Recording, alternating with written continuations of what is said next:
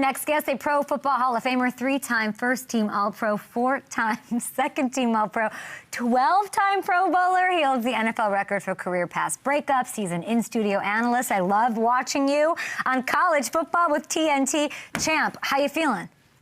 I am great, Kay. How are you? It's good. Am I going to see you next week? It's possible. It's possible. Unfortunately, so. my boys didn't make it, but you know, I still might show up. Who knows? I feel like with your you're just iconic. When I hope to see you. And can I tell you something? I cannot believe, Champ, that it has been 20 years since this. Talk me through, and your fans, this 100-yard interception. 20 years, my friend, in the divisional round. Oh, my God. You know, a lot of people never let me forget about this. It's such a bittersweet play. As you know, the sweetness is we stopped them from scoring, but then they stopped me from scoring. My guy Ben Watson just shows what it means to be a dog, and he just had to chase me down. I mean, it's an unfortunate part of my career that I have to live over and over. But again, like, we won the game, and we scored on the next play. So I was going to say, Broncos scored anyway, though. They did. You faced that Tom Brady and Bill Belichick 10 times during your career.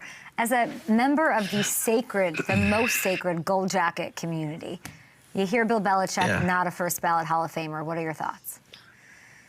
Wow, I'm surprised. I would love to know the reasoning behind not voting for him, because I could see on one hand why some people wouldn't, and I could see on the other hand why he should be a first ballot Hall of Famer.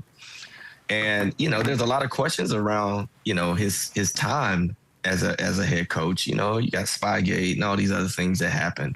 So you have that to worry about. Also, he was never very kind to the media. So, and what I've understood throughout my career and before, and definitely after, is, you know, your relationships with the media determines a lot of the awards you get. So I don't think it diminishes what he's done. I mean, he's still a 8-time Super Bowl champion. I mean, the guy's done it all, you know, from a success standpoint. So, you know, it's unfortunate that we're here, but look, there's other guys that deserve to be first ballot and that I can name that aren't first ballot, but they're still Hall of Famers, and he's one of them. You're not saying it's undeniable wrong decision to not have him in. You can see, maybe it's not fair that the media determines it, but it's certainly the way that it is, so you should act accordingly if you want it to be an easy street slam dunk. Yeah, because, I mean, look, life is about relationships, and a lot of times what you do, whether good or bad, isn't the determining factor. So it's unfortunate. I know what he did on the field. Nobody really did it better. And, you know, regardless of all the scandals, he's still one of the better coaches that have ever done it. So he's going to get in no matter what. And like I said, there's several guys that should have been in first ballot that didn't. And then, you know, here we are, unfortunately, talking about it in this fashion. But it is what it is, man. It doesn't diminish what he's done. They're back in the Super Bowl, his former Patriots. We'll get to that, of course. But this was news this morning, Champ. Todd Monken is the Browns head coach earlier. 2 national championships at Georgia as the OC. Knowing Shedeur, what do you make of the fit?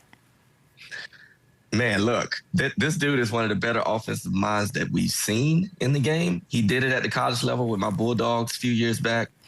Won national championships. Then he goes to the Ravens and sort of reinvents how Lamar Jackson plays the game. Look, the guy's obviously an offensive genius. I want to see what he does with a true pocket passer like Shedeur Sanders. So, you know, I think, you know, as long as they get together and start going over what it means to play in his system, I see great things for Shedeur. He's obviously talented enough to play in the league. Now it's just taking this game to the next level. Broncos fans are turning the page to next season before we even get to this game that'll be up in the Bay Area. There's some good, like, they have the 12th most cap space. They have $35.5 million. They're not paying Russell Wilson's bills anymore. What's the one upgrade, Champ, that you want to see this Broncos team make? Probably running back, you know, and I'm not just talking about personnel. I'm just talking about the commitment to the run. I feel like for some reason it just hasn't been consistent enough. And I'm sure Sean Payton's aware of that. But it's just being more productive in the run game. I mean, at this point, you still have a young quarterback. So the most important thing is to protect him at all costs. And the best way for me, historically, is just run the ball. And, you know, I think the more they could do it, the better off they'd be. It definitely keep the defense fresh and keep your quarterback in situations where he could play action more and push the ball down the field. That's what they did early in the Bills, not the Bills game, but the Patriots game. You could tell if they could just run it a little bit, it opens things up in that offense. And I think going forward, that's what you want to build around Bo Nix, a healthy Bo Nix. I'd like to see a pick six in Super Bowl 60. I'm manifesting it. Yeah, I would. If you kind of close your eyes and you imagine it, how do you see that happening? Who's most likely? Ooh, you know, I'm going to go with Witherspoon from Seattle. I'll give him, you know, solid guy. I love watching his tenacious approach to the game. I mean, the guy's all over the field. He's making plays.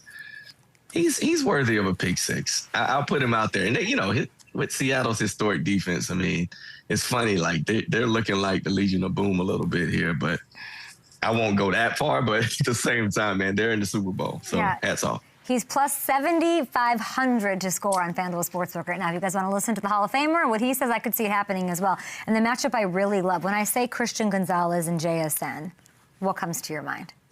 Oh, my God. I mean, I hope there's a matchup there. But, you know, I got to give Seattle a lot of credit. They move him around pretty well. He's savvy. 100%. Oh, my God. Nobody's been able to cover him all year. So, how come? You know, I feel like they dial up plays to get him open, but when you watch him on individual one-on-one type routes, he is so deceptive. And his quickness out of his breaks, he can catch everything. He's tough. He's a total package. Right now, he's in my top 2 or 3 guys in the league. And, you know, he could be number one. I mean, the dude is impressive. Let's paint that picture. Who is number one right now? Because it's like an interesting year. Jamar and Justin, you could make your case for them to still be number one. Where does JSN, you know, who's number 1, 2, and 3? Look, talent-wise, you can't ignore Jamar Chase. No. You can't ignore Justin Jefferson. But, boy, Puka Nacua got a lot to say about that. and this dude, JSN, is right there. And it's really just him doing it again, right? I feel like this was his breakout year. If he puts together another year like this past year, he's in the conversation consistently going forward. And, you know, I don't like pulling guys off the pedestal until these guys do it a few years. You know who could lock up and take care of JSN is you. I would pick you in that battle. A young me, of course. How would you do it? Like, how can it be done? Well, the best way I've challenged guys is to be in their face. You know, I'm a long, big corner, so anytime I could get in your face, get my hands on you, disrupt things, that's the best way, or it gives me the best chance to win the down. So that's what I would do. I would obviously love to watch more tape to give you a better answer, but you know, if I go out there raw without any knowledge, that's what I'm doing. Yeah, loving all of that. Do you want to give me a pick? How you think this is going to go? I can't pick against Seattle. And the reason I say that is their defense is solid. Their offense is explosive. I think one unsung hero, I think he's starting to get his credit now that Charbonnet is out, is Kenny Walker. Look, man, this dude, every time I watch him run, I'm always like, why doesn't he get the ball more? Yeah, and he can catch. But yes, and I think Seattle's figuring that out. Like, he is a weapon every time he touches the ball. So I can't go against that. I don't. On the flip side, I don't like how Drake May has played in the playoffs. He's been great throughout the season, but he has not had to win games. The pressure hasn't been on him. I would have loved to see my Broncos go up 10-0 and put a little more pressure on him. And that didn't happen. And he was able to win that game just off a few plays here and there using his legs. I don't see that working against Seattle. Wow. He has to find a way to put points on the board. And because they're not just going to shut Seattle's offense down. What's Drake, when you're saying, like, there's this, like, very divisive world of, like, Drake May has been carried, walked into, you just heard Brian Hoyer, the offensive Patriot biased perspective. What is he lacking? What is he missing? What makes you less confident in Drake May? I just think it's experience. You know, he's still a very, very young quarterback. And, you know, you can't ignore that. Like, there's nothing that makes up for experience. I think right now he's just being really smart to not mess up the game. And he's made his mistakes, but they've found a way to overcome it. Now, he has great leadership around him, a head coach that's very experienced as a player, as a champion, and as a coach, you know, and what he did in Tennessee.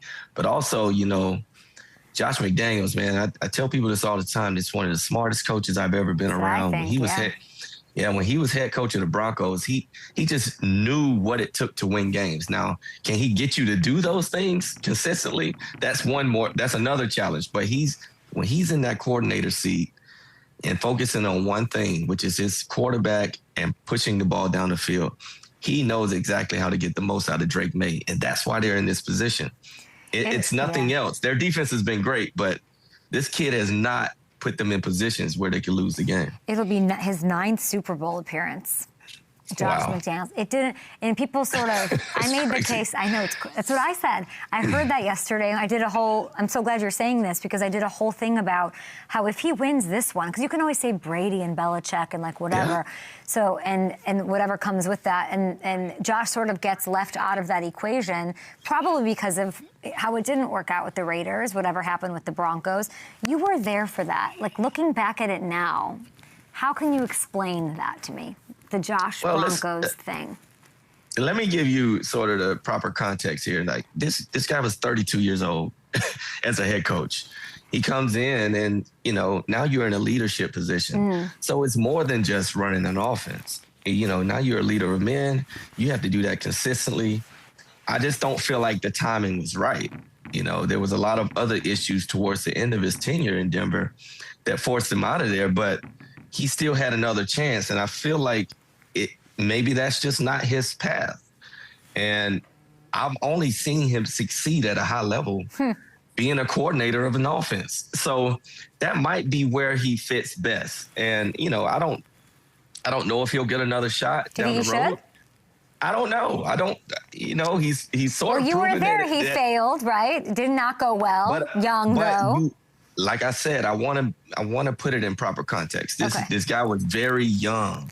There was guys on the team older than he was. Yeah. So it's not like, you know, he was a seasoned vet and had been a head coach before. It was his first head coach job. So that's not always going to pan out. Now, it did for a guy like Sean McVay. Well, maybe he was just a little different timing. Times changed.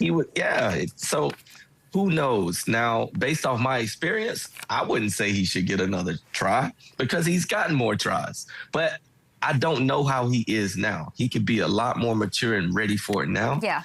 It's not far-fetched. You can't ignore the 9 championships that we just talked about. You know, and if he wins it, oh my God. I mean, has a coordinator ever made the Hall of Fame? Like, he would be the first. Who else can compete with that? So you can't ignore it. I mean, Belichick didn't make it on the first ballot, so who knows what that does to him as far as him making it anyway. So, you know, here we are. The guy's been tremendous as a coordinator. I'm just looking forward to seeing his path the next few years. I cannot tell you how special it is to hear your thoughts. And they're always I can't argue them. They're so well reasoned. I appreciate you, one of the greatest to ever do it. I hope I run into you next week. You might see me, Kay. Okay. It's always good to see you. You got a lot of things to do. You know, Braden's got some choices to make, I read. Yeah, he does. What's going on there? This is your son. He's already getting college offers as a sophomore? He is. He's got about 5 or 6 offers. Look at him. I'm thinking, you know, he's solid, man. You know, he loves football. And, you know, he worries about, you know, can people see him play because he's at a small school? And I'm like, man, they'll find you. You know, our network, I'll make sure that people see you. Oh, for sure. And, you know, my thing with him is I'm not afraid to put you in front of anybody because I know you'll do the work. He's a technician. He sees the game a lot differently than I did at this age. I mean, the sky's the limit for him. I mean, he's a tremendous athlete. He's working on track right now, so I let him go through his cycles of different sports. You know, he's put baseball down. He put basketball down, picked up track, but he's a football player. We all know it, and he puts in the work. So that's all I can ask for. Champa, I don't know. I heard he's got a Georgia Tech interest as a proud He does. I don't know college ball, but I know as a proud Bulldog, I don't know you like that. You would let him suit up for them? Okay, look. When it comes to your kid, look. I found here's a good example. I found myself we have just in a minute Knoxville. Left. Go ahead. In Knoxville on a Tennessee visit, rocking Tennessee gear. It felt weird, but it's my kid, so it's like, what do you mean? I'll wear anything if he's on the team. So that's how I look at it. I'm a dog for life, and he is too. But at the same time, I gotta support him through this process. It's a business, baby. I love that he plays. Absolutely. I like those highlights. He plays, both sides of the field. He's on offense, a wide receiver. We love that for him. Man. Yeah, congratulations to him. Happy to give him some love here on the program. Champ, you're the absolute GOAT. Thank you so much. Thanks, Kay. Always good seeing you. Good luck to you. Everybody check out the movie you produced, by the way, signingtonyraymond.com. Yeah, you do your homework. I love it. I do. My producers are amazing. I know. They teach me all sorts of things. Oh, yeah. We'll be streaming next month. Bye.